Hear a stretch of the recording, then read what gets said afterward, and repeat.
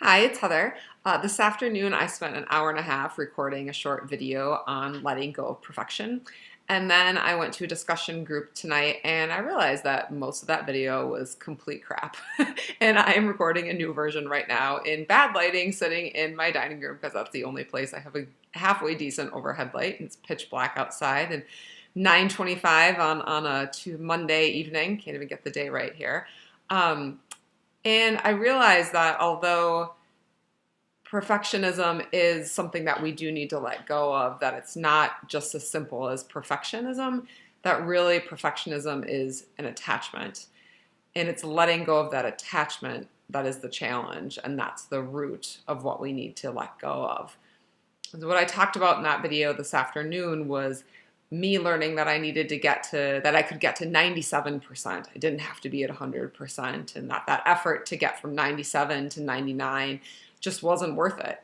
And it's true. I do subscribe to that, and that's kind of been a guiding principle in my life and in my work for at least a few years now.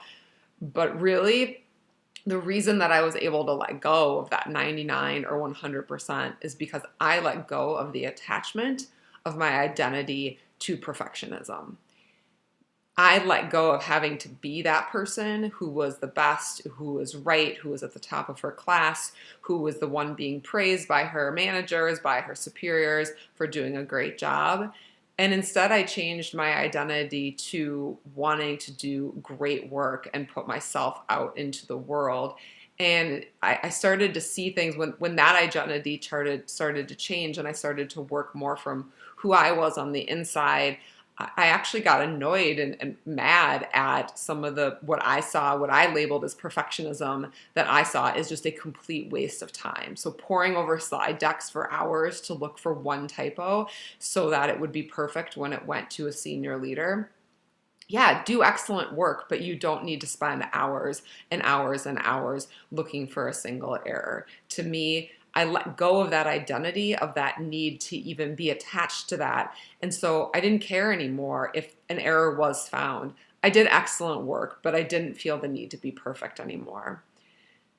I wish I could say that I was the same in all areas of my life, that I was able to let go of attachment everywhere, but that's definitely not the case. I struggle with attachment with food every single day of my life. And while it's gotten a lot better over the last several years, it is still nowhere near where I would like it to be. And so one of the things that we talked about at my discussion group tonight was, what is that attachment helping you? It is there to serve you in some way. So how is that helping you? Is it helping you to avoid pain? Like, I think food is sometimes avoiding boredom for me, or avoiding pain, or somehow filling that emotional space for me. Before, I think when I look at perfectionism, when it related to work and to school, it was fulfilling a need for me to be praised and to be recognized and to be great, and to have teachers look at me like I was doing a good job. And then that transferred into managers and bosses looking at me and telling me I had potential and I would do great things one day. And yeah, that's what I got out of those things. And although I was able to change my identity in one area, I'm still working on those others because I haven't quite figured that out yet. But it makes me wonder about what other attachments are out there, and how are they holding me back, or are attachments holding you back? How might they be defining your life in a way that you are aware of, or maybe aren't aware of yet? How do you know what you could be if you didn't have that attachment? What would your life look like if that attachment weren't there? How would your identity change? Another thing that we talked about at our discussion group tonight was, what would it look like if you brought your full self to the world? That inner essence, that inner light, that inner radiance.